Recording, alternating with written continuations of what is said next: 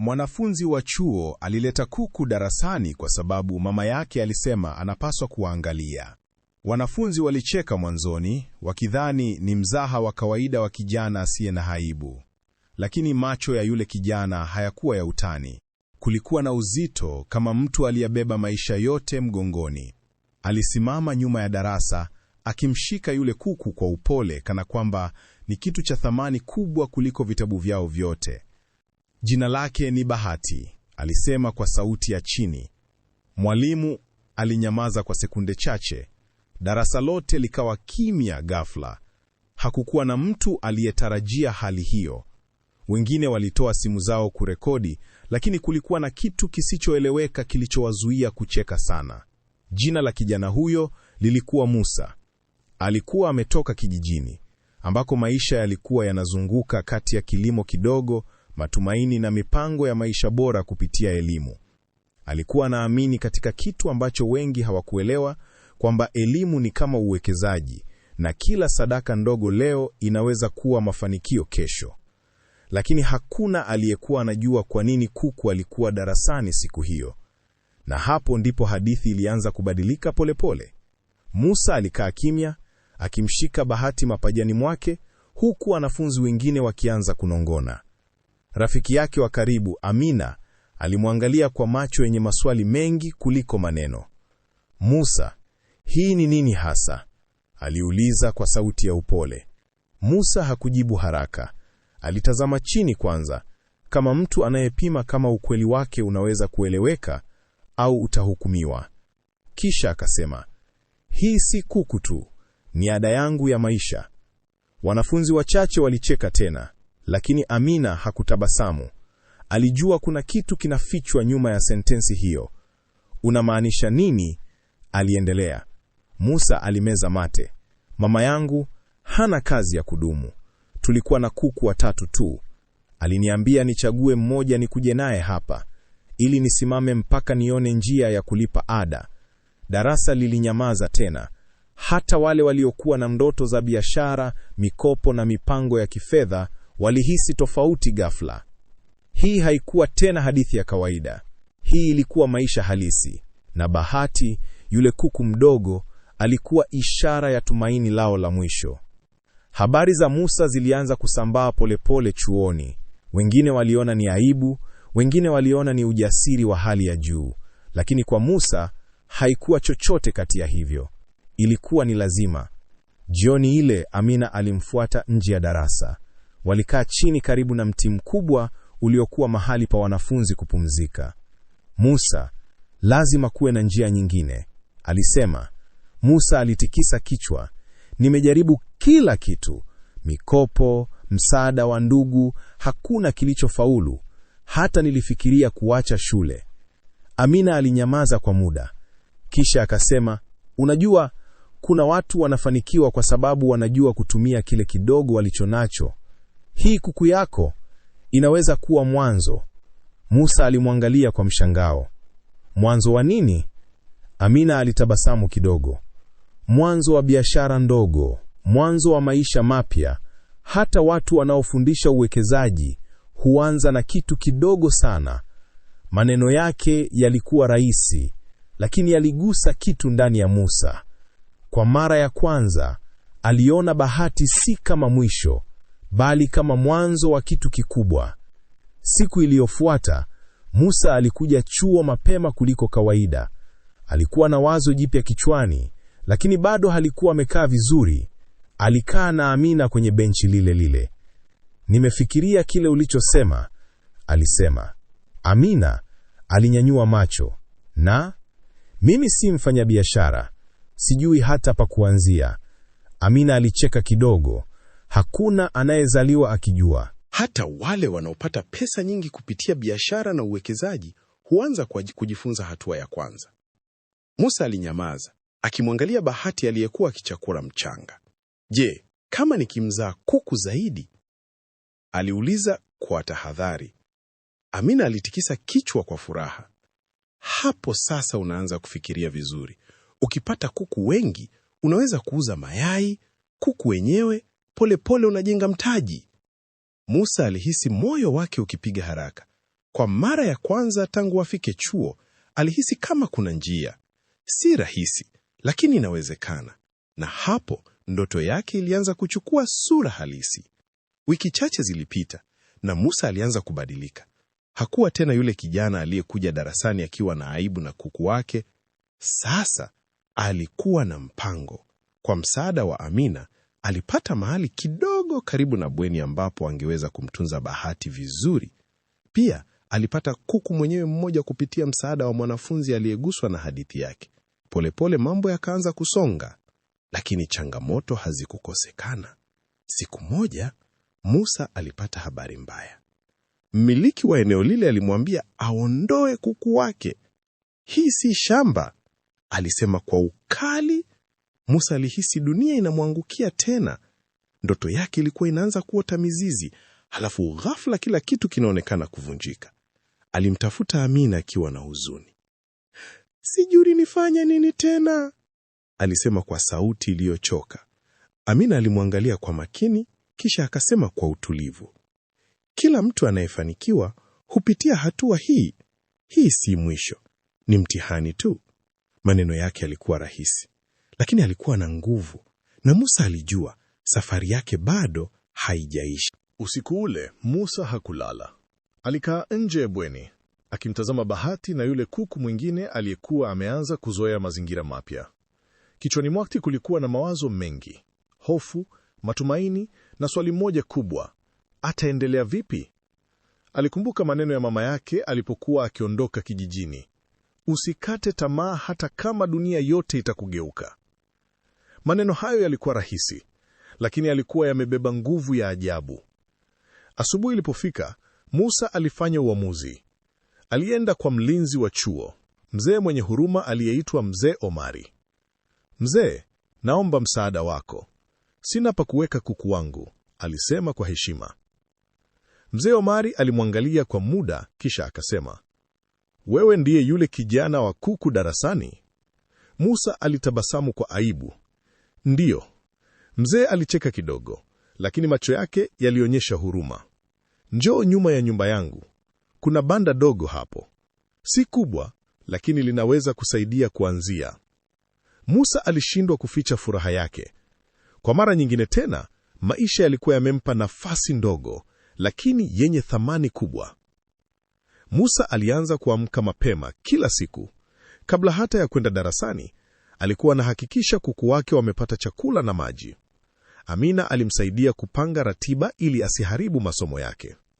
Kadri siku zilivyopita, kuku wale wawili walianza kuzoea mazingira. Bahati alianza kutaga mayai.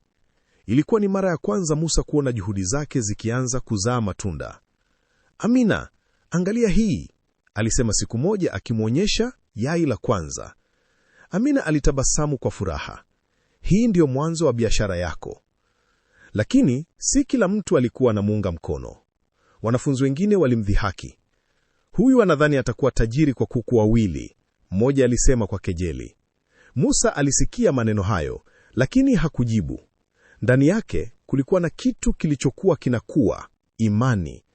Alijua si rahisi, lakini pia alijua kila mtu anayefanikiwa huwa na mwanzo ambao watu wengine huudharau.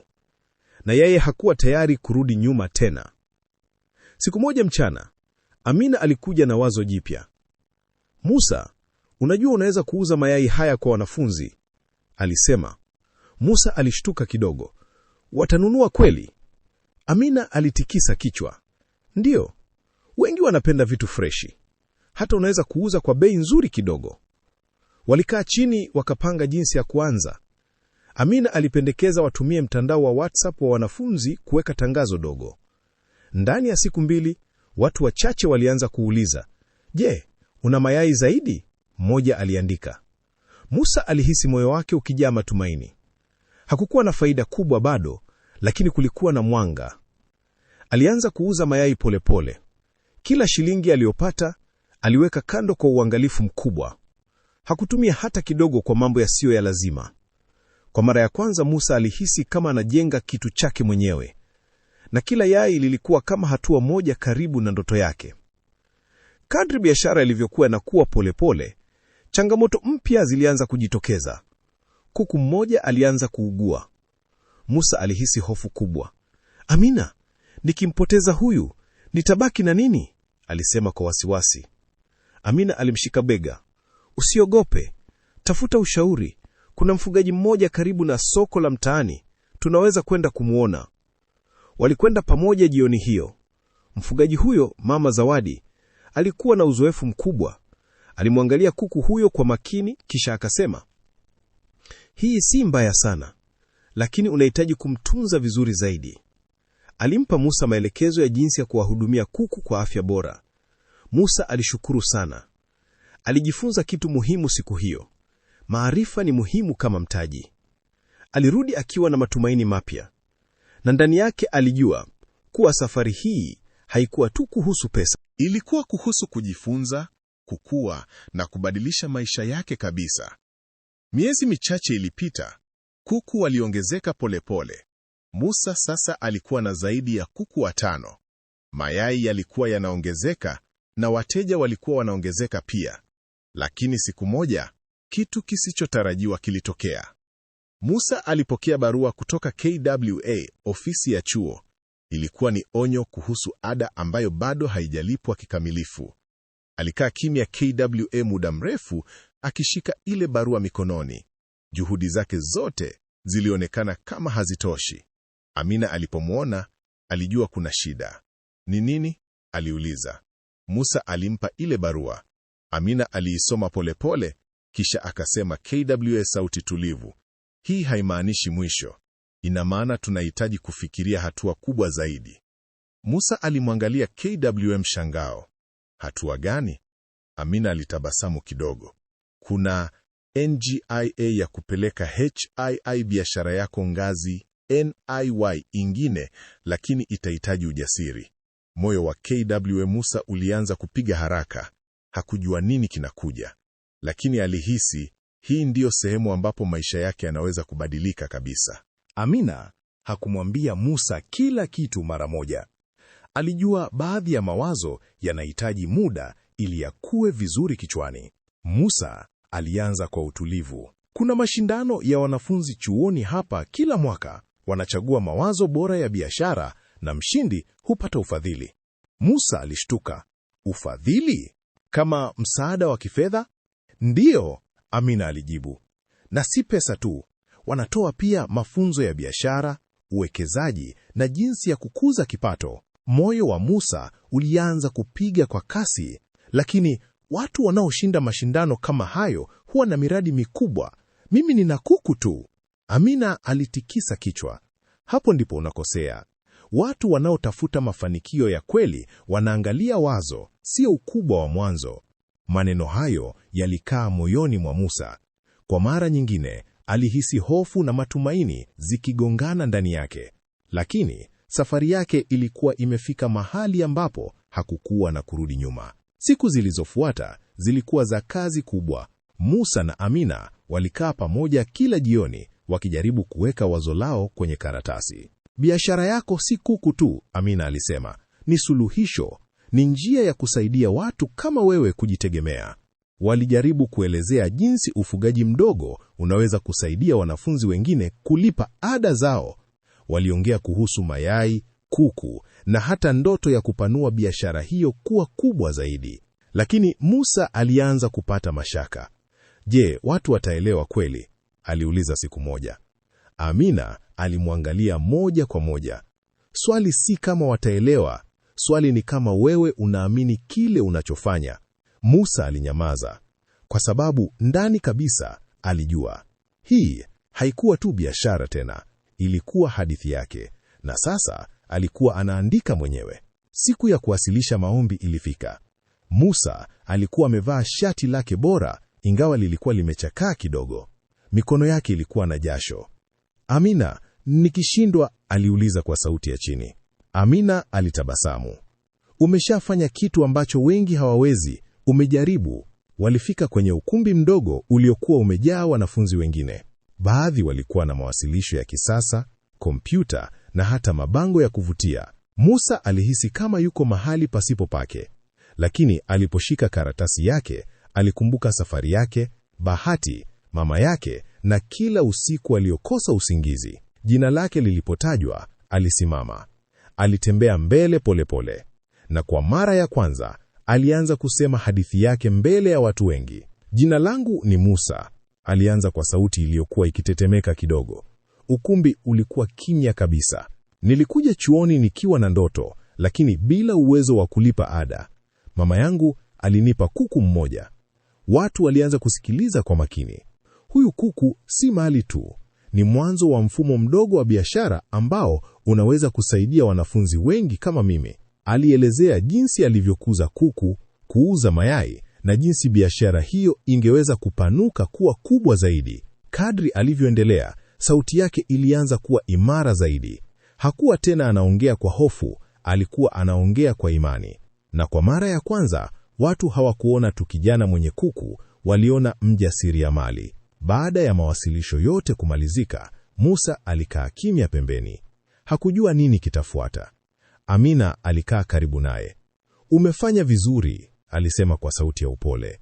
Musa alitabasamu kidogo, lakini ndani yake kulikuwa na mchanganyiko wa hisia. Masaa machache baadaye, majaji walirudi kutoa matokeo. "Tumeona mawazo mengi mazuri," mmoja wao alisema. Moyo wa Musa ulianza kupiga haraka. Lakini kuna wazo moja lililogusa zaidi, si kwa ukubwa wake, bali kwa ukweli wake. Ukumbi ukawa kimya kabisa. Musa alishika pumzi. Na hapo ndipo jina lilitajwa. Ukumbi ulikaa kimya kabisa. Hata pumzi za watu zilionekana kushikiliwa. Mshindi mashindano ya mwaka huu ni Jaji Mkuu. Alisita kwa makusudi akiwatazama wote. Musa alihisi miguu ikimtetemeka. Amina alimshika mkono chini ya meza kwa nguvu ndogo ya kumtia moyo. "Musa, kutoka idara ya biashara ndogo." Ukumbi ulilipuka kwa makofi. Musa hakuelewa mara moja. Alitazama Amina kama kuuliza kama ni kweli. Amina alitikisa kichwa kwa furaha kubwa. "Ni wewe Musa," alisema kwa sauti ya chini. Musa alisimama pole pole, macho yake akiwa yamejaa mshangao. Hakuwahi kufikiria kuwa kijana mwenye kuku darasani angekuwa amesimama mbele ya watu kama mshindi. Lakini wakati huo, hakuwa tena kijana huyo wa zamani. Alikuwa mtu mpya. Baada ya tukio hilo, maisha ya Musa yalibadilika kidogo kidogo. Alipata ufadhili wa kuendeleza mradi wake wa ufugaji mdogo wa kuku kwa wanafunzi. Lakini jambo kubwa zaidi halikuwa pesa, ilikuwa heshima. Wanafunzi waliokuwa wakimcheka zamani sasa walikuwa wakimfuata kuuliza ushauri. "Musa, unawezaje kuanza biashara ndogo kama yako?" mmoja aliuliza. Musa alitabasamu kwa utulivu. "Unaanza na kile kidogo ulichonacho, kisha unakilea kwa subira." Amina alisimama pembeni akimtazama rafiki yake kwa fahari. Lakini ndani ya furaha hiyo kulikuwa na changamoto mpya inayokuja kimya kimya.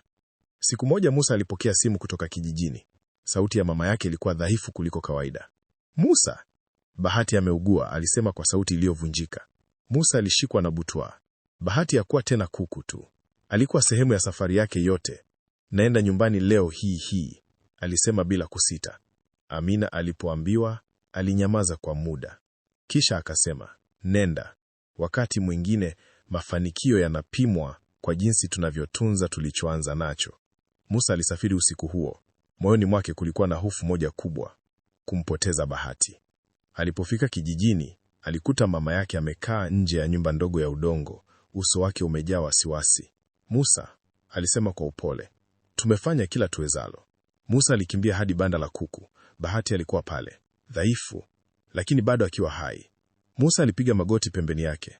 "Usiniache sasa," alinongona. Alikumbuka kila kitu: darasa, dhihaka, Amina, mashindano na safari nzima. Sasa yote yalikuwa yamefika kwenye nukta moja ya maumivu na matumaini. Alitafuta msaada kwa mtaalamu wa mifugo kijijini. Mzee mfugaji kijijini alikuja haraka. Alimchunguza Bahati kwa makini. "Kuna matumaini," alisema baada ya muda. Musa alishusha pumzi ndefu. Walifanya matibabu kwa uangalifu mkubwa. Musa hakulala usiku huo. Alikaa pembeni ya Bahati, akimzungumzia kama rafiki. "Asante kwa kunibeba hadi hapa," alisema kwa sauti ya chini. Asubuhi iliyofuata, Bahati alifungua macho kidogo. Mama yake alitabasamu kwa macho ya machozi. "Anaanza kupona."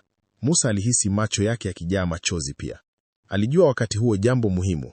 Safari yake haikuhusu pesa tu. Ilikuwa uhai, matumaini na kila kitu kidogo kinachoweza kubadilisha maisha. Baada ya Bahati kuanza kuonesha dalili za kupona, Musa alibaki kijijini kwa siku kadhaa zaidi. Kila asubuhi alikuwa anaamka mapema kumlisha na kumtunza kwa uangalifu wa hali ya juu.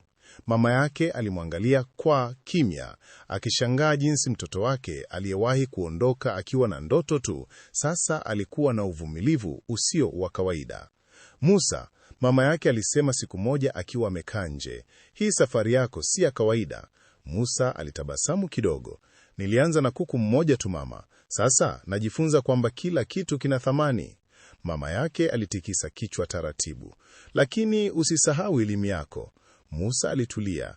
Alijua mama yake alikuwa sahihi, lakini pia alijua kitu kimoja: huyu kuku alikuwa amemfundisha zaidi ya vitabu vyote vya darasani. Na hapo ndipo alianza kufikiria kwa kina zaidi kuhusu mustakabali wake. Siku ya kurudi chuoni ilifika.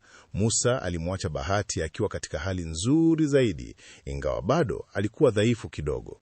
Alimwangalia kwa muda mrefu kabla ya kuondoka. Tutakutana tena, alinongona. Amina alimpokea kwa tabasamu kubwa aliporudi chuoni. Umerudi, alisema kwa furaha. Musa alitikisa kichwa. Nilihitaji kuhakikisha kila kitu kiko sawa. Amina alimwangalia kwa makini. Na sasa? Musa alikaa chini. Sijui kama nataka biashara iwe ndogo tena. Amina alinyamaza. Hii kitu inaweza kusaidia watu wengi zaidi kuliko nilivyofikiria, Musa aliendelea. Ndani yake wazo jipya lilikuwa linaanza kuzaliwa. Wiki moja baadaye, Musa alialikwa kutoa mazungumzo mbele ya wanafunzi wapya wa chuo. Alisimama mbele yao, si tena na aibu, bali na ujasiri tulivu. Nilikuja hapa nikiwa na kuku mmoja, alianza. Wanafunzi walicheka kidogo, lakini aliendelea. Lakini kuku huyo alibeba kitu kikubwa zaidi kuliko nilivyofikiria. Alinifundisha kuwa mwanzo mdogo unaweza kubadilisha maisha makubwa. Alieleza safari yake yote kwa kifupi, lakini kwa hisia kubwa. Baada ya hotuba, wanafunzi wengi walimzunguka. Musa, unaweza kutufundisha pia? Mmoja aliuliza. Musa alishituka kidogo. Amina alimwangalia kwa macho ya kumwambia jibu tayari liko ndani yake. Siku hiyo hiyo jioni, Musa na Amina walikaa chini ya mti wao wa kawaida chuoni. Musa, Amina alisema, unaona nini sasa? Musa alitazama mbali kidogo. Naona kitu kikubwa kuliko mimi. Amina alitabasamu. Hiyo ndiyo hatari ya mafanikio ya kweli, unapoanza kuona zaidi ya wewe mwenyewe. Musa alicheka kidogo. Nataka kuanzisha kitu cha kusaidia wanafunzi kama mimi. Amina alinyanyua macho. Kitu gani? Programu ndogo ya ufugaji na biashara ndogo ndogo chuoni. Watu waanze na kitu kidogo kama nilivyoanza mimi. Ukimya ulitanda. Kisha Amina akasema, hiyo ni kubwa kuliko mashindano yote ulioshinda. Miezi michache baadaye, mradi wa Musa ulianza rasmi chuoni. Wanafunzi wachache walijiunga kwanza, wakijifunza jinsi ya kuanza biashara ndogo ndogo za ufugaji, uuzaji wa mayai na usimamizi wa kipato. Bahati, yule kuku wa kwanza, sasa alikuwa amepona kabisa na alibaki kama ishara ya mwanzo wa safari yote. Siku moja, Musa alisimama karibu na banda dogo la kuku akiwa na Amina. Unaona, Amina alisema, kila kitu kilianza na hili. Musa alitabasamu akimtazama Bahati, alisema kwa sauti ya utulivu. Nilidhani alikuwa mzigo. Amina alitikisa kichwa. Lakini alikuwa darasa lako la maisha. Musa alinyamaza kwa muda. Kisha akasema kwa sauti ya chini lakini yenye nguvu, na bado sijamaliza kujifunza. Na upepo mdogo ulipopita chuoni hapo, ilionekana kama mwanzo wa kitu kikubwa zaidi ulikuwa bado unakuja. Musa alipoendelea kuendesha mradi wake chuoni, kitu kipya kilianza kutokea bila yeye kutarajia. Wanafunzi kutoka vyuo vingine walianza kusikia habari zake. Siku moja, mwanafunzi kutoka chuo jirani alifika kumwona. Ni wewe Musa? Aliuliza kwa mshangao. Musa alitikisa kichwa. Ndiyo. Nimesikia kuhusu mradi wako wa kuku na ufadhili wa wanafunzi. Nataka kujifunza pia. Musa alitulia kwa sekunde. Hakuwa amewahi kufikiria kwamba kitu kidogo alichoanza kinaweza kufika mbali hivyo.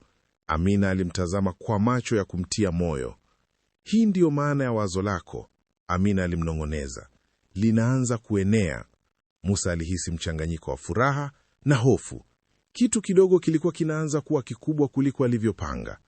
Baada ya wiki chache, Musa alipata mwaliko kutoka kwa taasisi ndogo ya vijana wajasiriamali Nairobi. Walitaka aeleze safari yake. Alipofika Nairobi kwa mara ya kwanza kwa kazi hiyo, alihisi tofauti kubwa. Jiji lilikuwa kubwa, kelele nyingi na watu wengi wenye ndoto kama zake. Aliposimama jukwaani, alihisi kama ile siku ya mashindano ilirudi tena, lakini sasa hakuwa na hofu kubwa. Nilianza na kuku mmoja, alisema kwa utulivu. Watu walitabasamu. Lakini sikuwahi kudharau mwanzo wangu. Baada ya hotuba, watu wengi walimzunguka wakitaka ushauri. Musa aligundua kitu muhimu. Safari yake haikuwa yake peke yake tena, lakini mafanikio yalikuja na changamoto mpya. Siku moja, aliporudi chuoni, aligundua baadhi ya wanafunzi wakimzungumzia kwa maneno yasiyo mazuri. Anajifanya kama mtaalamu wa biashara, mmoja alisema. Ni bahati tu alishinda mashindano, mwingine aliongeza. Musa alisikia yote kimya kimya, lakini aliumiza. Amina alipojua, alimkuta akiwa kimya.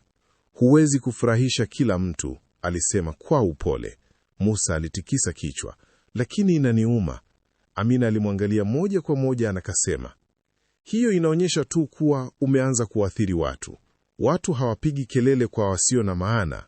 Maneno hayo yalimpa nguvu kidogo. Siku moja, Musa alipokea taarifa mbaya chuoni. Banda lake la kuku lilikuwa limeharibika kutokana na mvua kubwa ilionyesha usiku. Alikimbia hadi pale akiwa na wasiwasi mkubwa.